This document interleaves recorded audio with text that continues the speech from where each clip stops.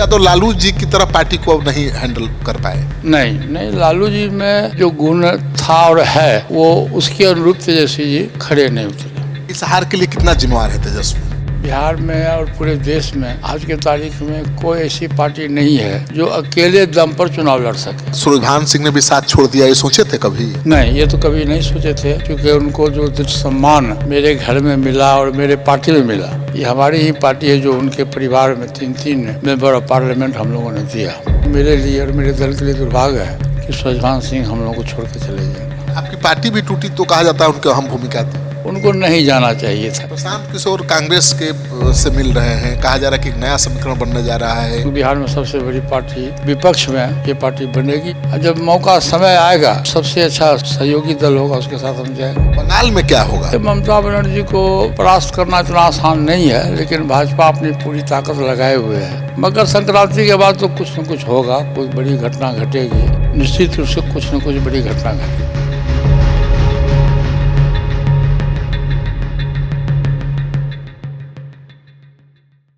मेरे साथ हैं बिहार के सीनियर नेता पशुपति पारस जी।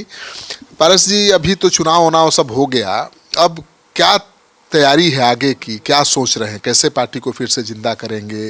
राजनीति में क्या आगे रणनीति है? देखिए 2025 का चुनाव तो हो गया और चुनाव का जो रिजल्ट आया वो चौंकाने वाला रिजल्ट आया, चाहे उसके पीछे जो भी कारण रहा हो।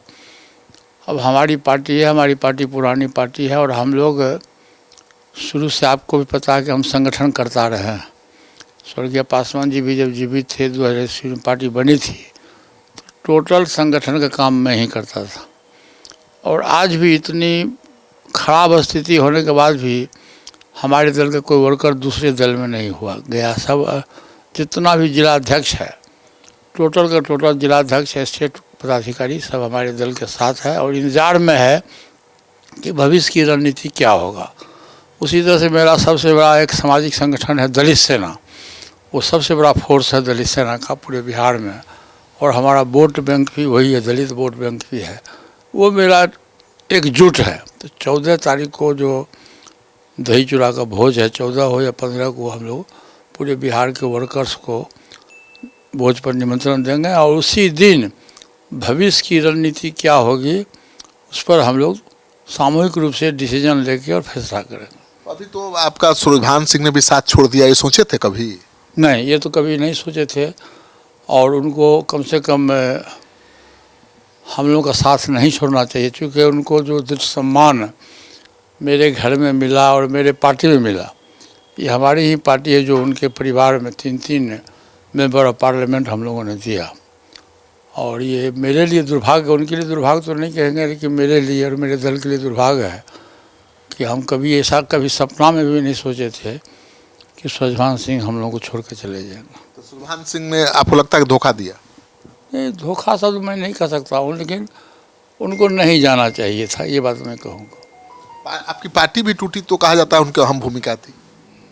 नहीं, पार्टी टूटी इसमें अहम भूमिका नहीं थी। अभी तक तो उनका कहीं कोई आरोप प्रत्यारोप नहीं था, लेकिन इस समय एकाएक क्षणिक लाभ के लिए हमको भी ऑफर आया था तेजस्वी जी की तरफ से कि आप पार्टी को मर्ज कर दीजिए, तो मैंने तैयार नहीं हुआ और वो तैयार हो गए और चले गए। ये उनके सेहत के लिए भी, उनके राजनीतिक भविष्य के लिए भी अच्छा नहीं हुआ और हम लोगों का तो अहित हुआ है। मतलब वो कह रहे हैं कि भाई पारस जी तैयार ही नहीं हुए, ज़्यादा सीटों की मांग कर रहे थे, ज़रूरत से ज़्यादा मांग रहे थे, क्या करें हम? नहीं नहीं नहीं, नहीं, ये ऐसी कोई बात नहीं थी। मैंने तो सिर्फ 5 सीट का मैं डिमांड किया था, उसमें सूरजभान सिंह जी का भी नाम था, समझे, लेकिन उसके लिए तेजस्वी जी तैयार नहीं हुए। चाहे कारण जो भी रहा, उनके पीछे कुछ न कुछ लोग लगा हुआ था, नहीं हुआ। देखिए, एक सामाजिक न्याय की पार्टी मानी जाती है आरजेडी, शुरू से लालू जी का ये रहा, लेकिन इस बार के संगठन में ये सबसे बड़ा दुर्भाग्य हुआ कि सामाजिक न्याय के जो लोग थे, जैसे दलित समाज के हम आते हैं, आदिवासी समाज के शिबू सोरेन जी की पार्टी है, झारखंड मुक्ति मोर्चा है और ओबीसी जी मुस्लिम समाज के लोग हैं, ये तीनों को आरजेडी ने दरकिनार कर दिया। तो जो आपका मूल वोट है, जिस पर आपकी नींव टिकी हुई है, उसको आपने माइनस कर दिया। फिर आपने जो समझौता किया वो समझौता आपका सही नहीं हुआ। अंतिम तो दोस्ताना संघर्ष 12 जगह पर आपने किया। मुकेश सहनी जी का मामला आया या कांग्रेस का मामला आया, तो इससे विपक्ष जो है सो कमज़ोर माना गया और उसका फायदा जो है सो सत्ताधारी दल को मिला। मानो तेजस्वी यादव लालू जी की तरह पार्टी को अब नहीं हैंडल कर पाए। नहीं, लालू जी में जो गुण था और है, वो उसके अनुरूप तेजस्वी जी खड़े नहीं उतरे। अभी इस हार के लिए कितना जिम्मेवार है तेजस्वी? देखिए, मैं तो ये बात नहीं कह सकता हूँ। हार के लिए जिम्मेदार जनता सर्वोपरि है। जनता का जो मैंडेट हुआ, जनता का जो आदेश हुआ, उसको मानना चाहिए लोगों को। हम लोग मानते भी हैं।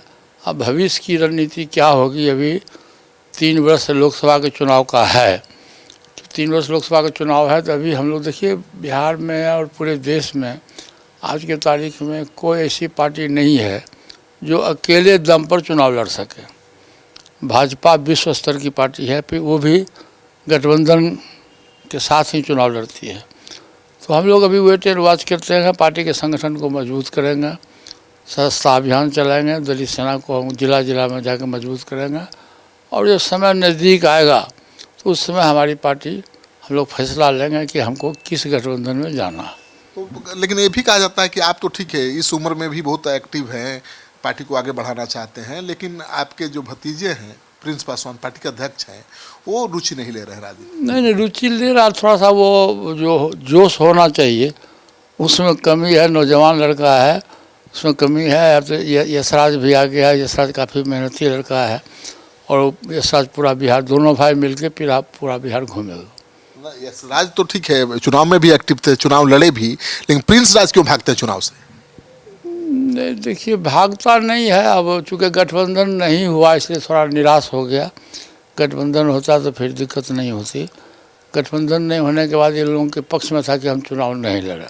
प्रशांत किशोर कांग्रेस के से मिल रहे हैं, कहा जा रहा है कि एक नया समीकरण बनने जा रहा है, कांग्रेस आरजेडी से दूर होना चाहती है। ये तो मैं भी सुना हूँ कि कांग्रेस है और प्रशांत किशोर जी और टोटल कम्युनिस्ट के लोग एक साथ जाएंगे, तो मैं समझता हूँ कि बिहार में सबसे बड़ी पार्टी विपक्ष में ये पार्टी बनेगी, और उसमें तमाम जितने भी छोटे छोटे दल के लोग हैं उन लोगों का झुकाव उस तरफ जाने का है। आपकी क्या भूमिका रहेगी अगर प्रशांत किशोर कांग्रेस मिल करके एक गठबंधन बनाते हैं वाम दलों के साथ? अब थोड़ा समय का इंतजार करिए ना। मैंने आपसे कहा कि अकेले तो कोई चुनाव नहीं लड़ सकता है। समय अभी हम लोग अपने पार्टी के संगठन को मजबूत करेंगे, और जब मौका समय आएगा तो जो सबसे अच्छा रिजल्ट, जो सबसे अच्छा सहयोगी दल होगा उसके साथ हम जाएंगे। प्रशांत किशोर से अभी भी उम्मीद है आपको? हाँ, प्रशांत किशोर जी अच्छे व्यक्ति हैं और संगठन करता भी रहे हैं, इसमें कहीं दो राय नहीं है।